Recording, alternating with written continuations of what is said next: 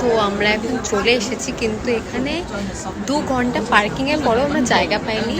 তারপর এত ভিড়, আমরা দূরে গাড়ি পার্ক করে সেখান থেকে ক্যাবে করে এখানে এসেছি। এখন আমরা রয়েছি কোচের সামনে লাইনে। প্রচণ্ড ভিড়, প্রচণ্ড লাইন পড়ে, তোমাদের লাইনটা দেখাচ্ছি আমি। তো এবার আমি তোমাদের বলি আমি কী কী নিয়েছিলাম সেদিন। আমি কোচ থেকে একটা ব্যাগ নিয়েছিলাম, আর এমকের থেকে 2টো ব্যাগ নিয়েছিলাম। তো এখান থেকে আমি কোচের ব্যাগটা নিচ্ছিলাম, আর আমি তো সেই মজা পেয়েছিলাম নিয়ে। তারপর বেরিয়ে দেখলাম এখানে এমকের সামনে অনেকটা বেশি ভিড় হয়ে গেছে।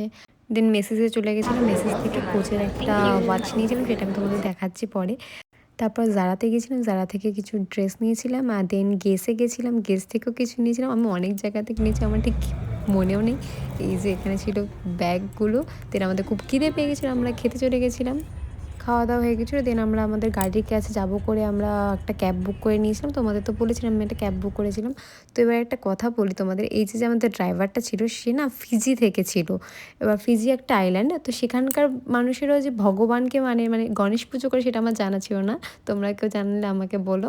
তো এই যে আজকের মতো সব শপিং করে এখন যাওয়া বাড়ি, আমার দ্বারা হচ্ছিল না, তো অমিতের হাতে দিয়ে দিয়েছিলাম। তো দেখা হচ্ছে নেক্সট আরেকটি ভিডিওতে, টাটা।